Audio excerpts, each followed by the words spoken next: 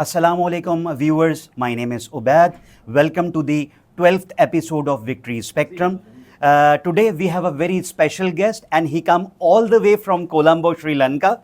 He has done Masters in Business Administration with specialization in Human Resources from Sikkim Manipal University, Masters in Labor Relations and Human Resources from University of Colombo. He is also Chartered Management Accountant from UK, the finalist candidate, and also the National Diploma in Human Resources from Institute of Personnel Management. Currently, he has served in the senior HR capacities at DHL Keels, Lofts Holding, Pizza Hut Lanka, and currently working as a Chief People Officer for Daraz, Sri Lanka and Pakistan. Please welcome Mr. Kaushal Mendis.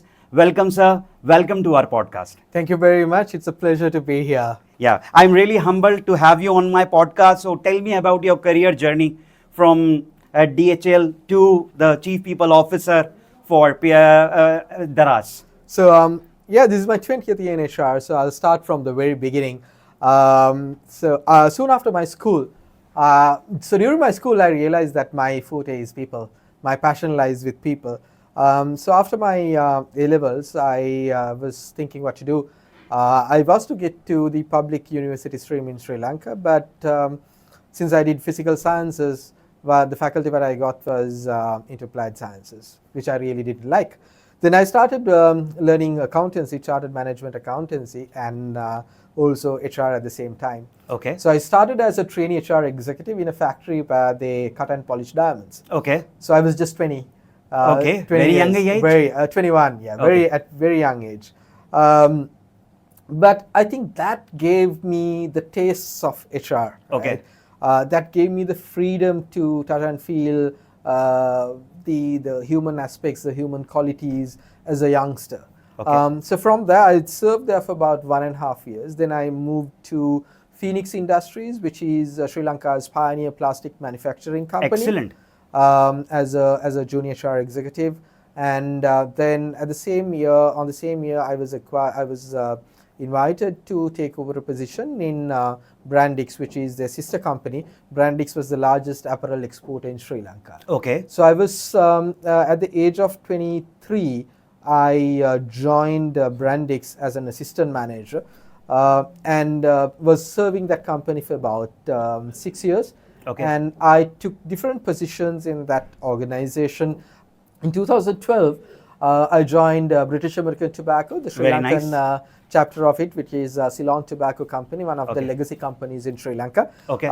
Served there for about 4 years, then joined DHL, which Okay. is again one of the greatest logistics company. Head of Human Resources. Yes. Perfect. And then I joined Loves Holdings, one of the local conglomerates in Sri Lanka, into Okay. diversified industries. Okay. Then again into a multinational setup, which is Pizza Hut and Taco Bell's. I was managing Sri Lanka and Maldives. And finally, How many restaurants are in Sri Lanka? we've got about 115 Pizza Huts and about 10 Taco Bells. Very nice. Yeah. Both franchises you're handling? Yes. Okay. And then I joined Daraz, which is a part of Alibaba last January. Okay. And you are handling both the regions, that is Sri Lanka and Pakistan Yes, now? I was initially handling Sri Lanka, and then from this April onwards, I'm handling both Sri Lanka and Pakistan. Excellent. You've also implemented the project Great Place to Work at Pizza Hut Lanka. Yes. Can you please share the experiences, what the project is all about, sir? So Great Place to Work is a global certification. Yes. When I was at Pizza Hut, we also wanted to ensure that we wanted to have a validation from a third party on our great HR practices. Okay. So we signed up with Great Place to Work Okay. to validate how well we treat our people. Because at Pizza Hut, we always believed in a mantra that is where happy employees make happy products, happy organization, happy customers makes happy shareholders. So it's a value chain of happiness. Okay. When I was at Pizza Hut, I think we got ourselves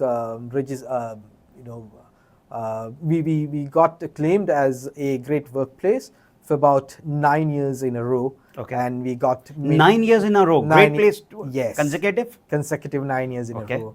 And I think that was one of the significant achievements, because that's a true testimony come from our employees. It's not that a different organization do come and audit our processes. Yes, they do that. But apart from that, they listen to the pulse of the employees, the voice of the employees. And so this is a true testimony by our employees at Pizza Hut to say what a great company, what a great culture that we have embedded in Pizza Hut Sri Lanka. Excellent. You've also implemented national vocational qualification in the history of Sri Lanka, the pizza making industry. Yeah.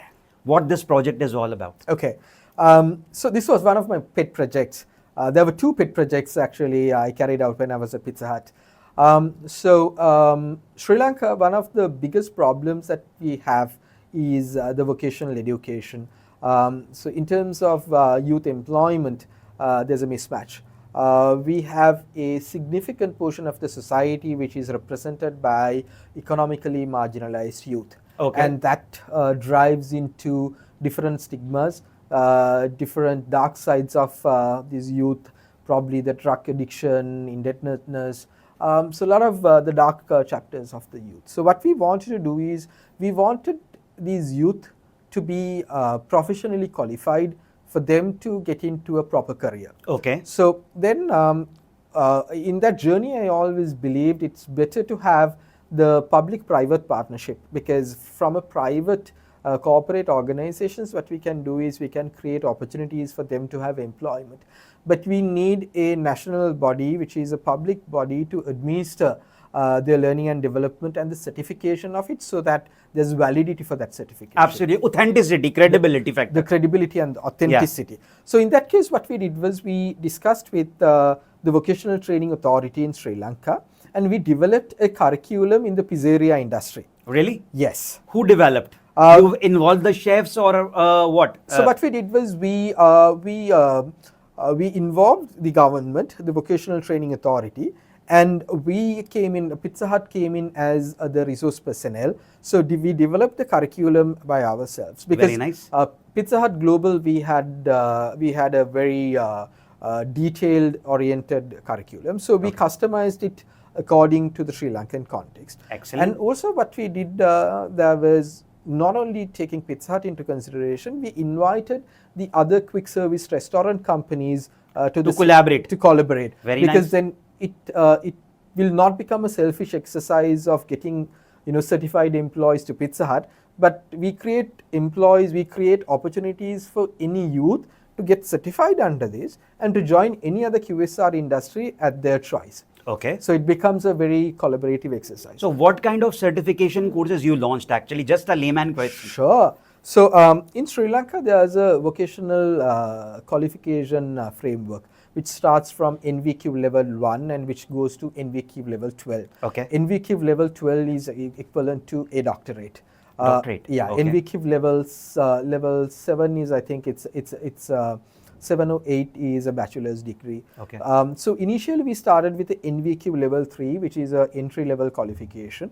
Then we advanced it to a NVQ level 4 qualification, which is at a certificate level program. Okay, very nice. So that's how we started. How you attracted the youth? Okay. That's the challenge. Very interesting question. So what we did was, so I managed to, along with the management, we were able to get funding from Pizza Hut Global. We got $1.5 million for Sri Lanka. Very nice. And so then we... For this project? For this project. Okay. For this project, because we launched it as part of our DEI agenda. Okay.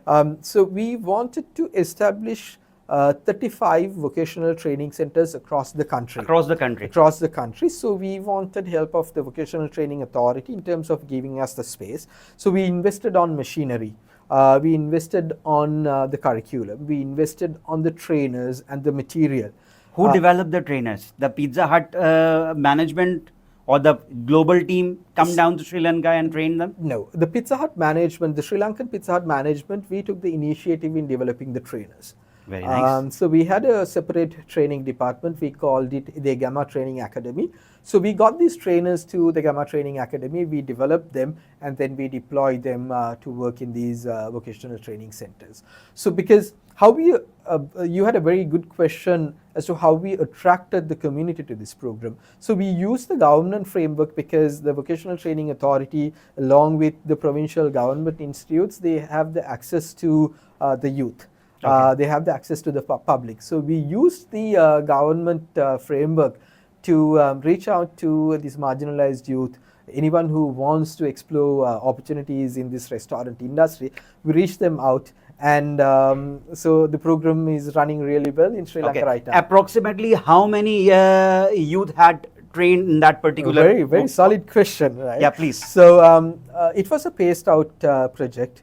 The project was started in 2022 and it is supposed to finish in 2025 in terms of the 35th Vocational and Training Center. So in terms of projections, when the project is running in its full scale, it will generate about 3,000 certified professionals Very nice. every year. Every year? Every year. Very good. Very every good. Year, because the requirement for the QSR industry stands about 8,000 employees a year. And what is the placement rate of 3,000 certified professionals? So placement of this generally, because we have an organization called Association of Quick Service Restaurants in Sri Lanka. Excellent. So everyone had pledged to provide employment opportunities for these kids.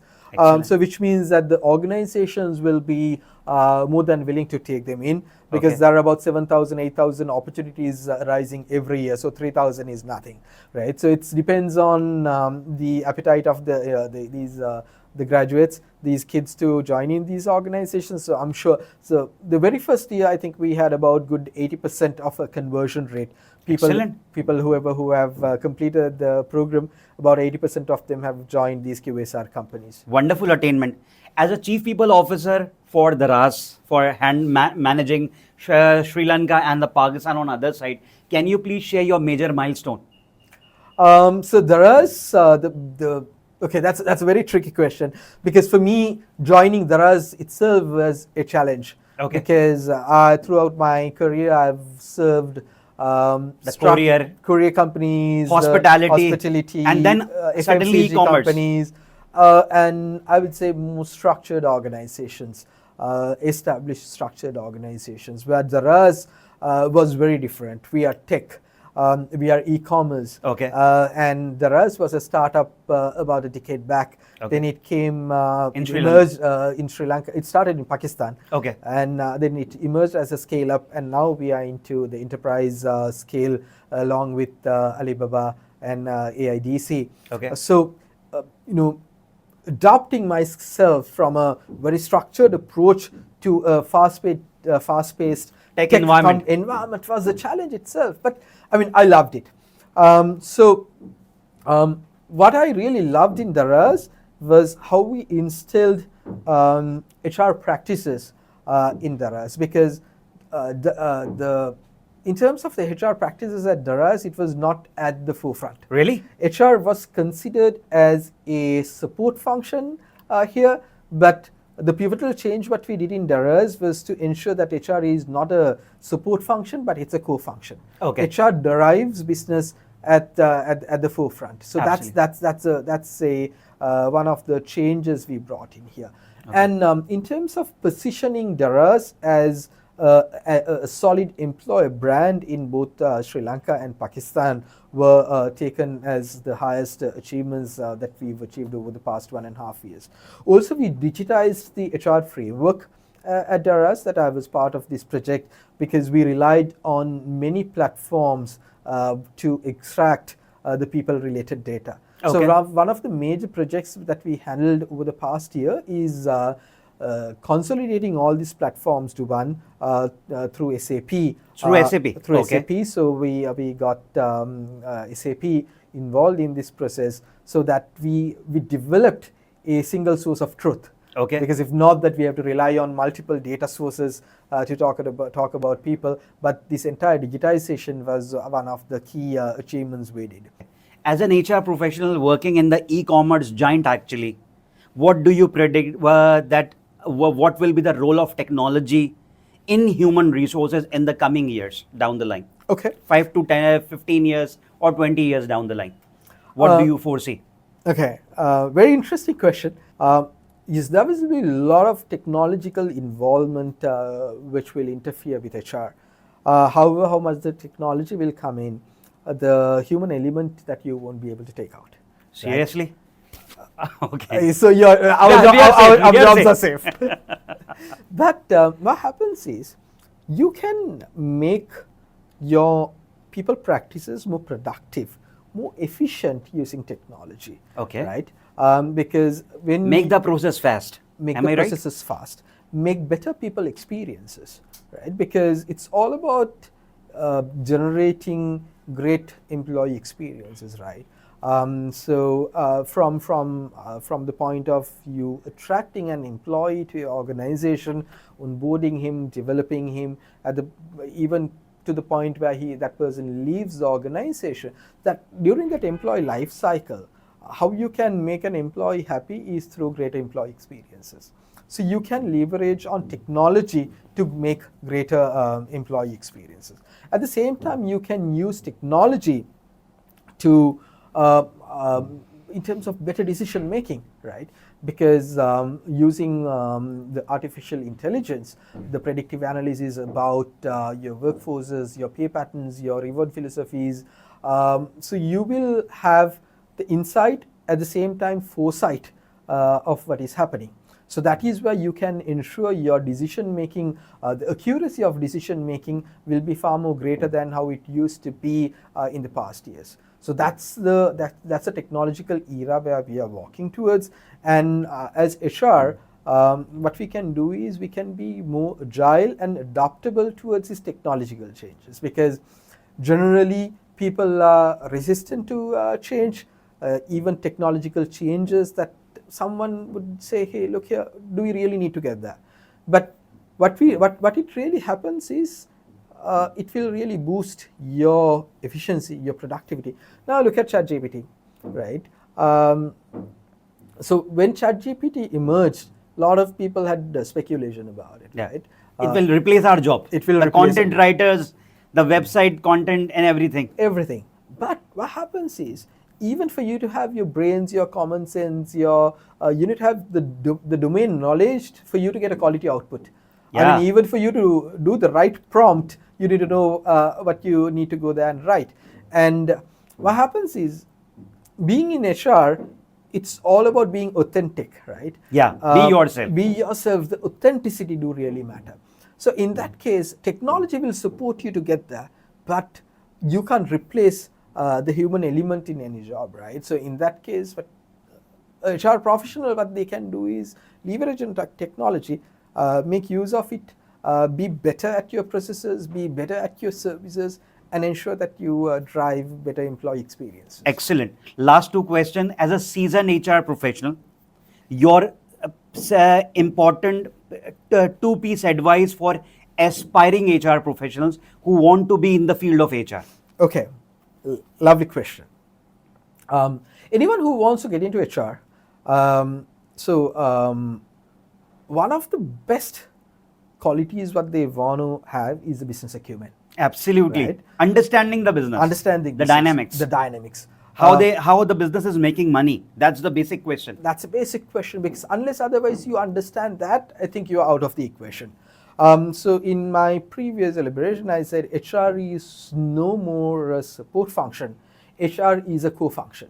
Yes. For you to have that mentality of being in the co-function, for you to own a seat at the board. How do we realize this feeling to the company owners? Exactly. For you to deserve the seat at the boardroom, you need to talk the same language as your the rest of the shareholders, the stakeholders of the business. Yes. So in that case, it is really important for you to have that business acumen, the strategic proficiency, because one of the key tasks of a HR professional is being a strategic partner. How you can first understand your business strategy, how do you digest it? At the same time, how will you help the rest of the people to digest it and align with the organizational strategy. Okay. So that is one of the key aspects that the HR professionals, the budding HR professionals, to be proficient. Okay. And whilst you become a strategic expert, you also need to be a domain expert, because you can talk about the strategy, you can align your people to the business strategy, but you being HR professional, you need to have your domain expertise. That is the specialization, recruitment specialist, T&D specialist, OD specialist. Exactly. Reward specialist. Reward specialist. Because when you serve people, No generalist role. You can be a generalist, but even for you to be a generalist, you need to understand what these domains are. Yeah, right? yeah. When you are a business partner, let's say that you enter the HR arena as a HR business partner, but people will come ask questions. Unless otherwise you have this domain expertise, how will you be able to provide credible answers to your people that who seek advice from you? So when you have the domain expertise, what will happen is that you become an employee advocate. Right? People will come to you as a trusted HR business partner, okay. a person where they can seek advice from. Okay. Right? So that's the level of maturity that HR professionals should build. Right? They should be perceived as a true advocate for people. Right? So when they build the trust and the credibility and the authenticity, people will serve you. People will think you as a true leader. So that's where the HR advocacy will come in. And last but not least, yes, the most frequent thing in the nowadays business is the change. Yes. Right. Every now and then. Yeah. Especially in tech, in your sector. In tech, it's every moment. It's a very dynamic organization. It's a dynamic system where we work. It changes every now and then. So in that case, the HR leaders, HR professionals should be change agents. They should be able to take the people with them through the curve of change, through the journey of change. Okay. So they should embrace change. They should be more agile and resilient to cope up with the challenges which will come with change, which is happening every now and then. So this is my advice to any budding HR professional. Excellent, excellent. Kaushal, last question. As a seasoned Chief People Officer, advice for excellence for HR Pakistan, for HR professionals of Pakistan. You are currently working with Pakistani team as well. Sure. Managing and heading it. Sure. So I will basically summarize a couple of the points which I spoke in the previous the questions. Any HR professional, because I would consider the Sri Lankan way of managing, the Sri Lankan style, at the same time the Pakistani. What is the difference between the Sri Lankan and Pakistani working style? Is it almost the same, or the way? I think it's almost the same. Very good. But in terms of the human qualities, I think both nations are very warm, very hospitable, very value-driven. Very hospitable. Very hospitable. Yeah. And very value. Very caring. Very caring, right? Yeah. So I love this. And very strong bonding between Sri Lanka and Pakistan. Exactly. Yeah. So in that context, and also we both these countries drive tech organizations, at the same time manufacturing organizations which are highly labor intensive. So irrespective of the industry where we are in, any HR leader should be empathetic. Yes. They should have the right human qualities. They should have their heart at the right place. To get into the other shoe of other person. And to look at the problems as your own. Right? That level of empathy is one of the best qualities that one should grow, especially in the South Asian context where we work. With that level of empathy, you also need to develop your authenticity, your transparency, because you need to be trusted. You need to be trusted as a credible leader. So in that case, you need to build that level of character in you. So that is one of the key advices that I would give to anyone, including Pakistan and Sri Lanka, for any HR professional. But at the same time, as the world is changing, being HR leaders, we need to be adaptable. We need to be agile, because things are changing on a daily basis. Okay. And also to have the learning agility, because when the things are changing, unless otherwise you polish your skill set, you brush up your skill set, that you're going to be obsolete very soon, because the tech, we are in the tech era. So you need to keep adapting new knowledge, new practices. So those are learning new skill sets. It's very important. It's very important. Upskilling themselves, and also raising the bar, so that you will keep pushing your bar. You'll keep pursuing new challenges, so that you keep living your dream. Thank you, Kaushal. Thank you so much for coming. Thank you so much, viewers, for listening to Kaushal valued insights and observations, and looking forward to more observations. Thank you.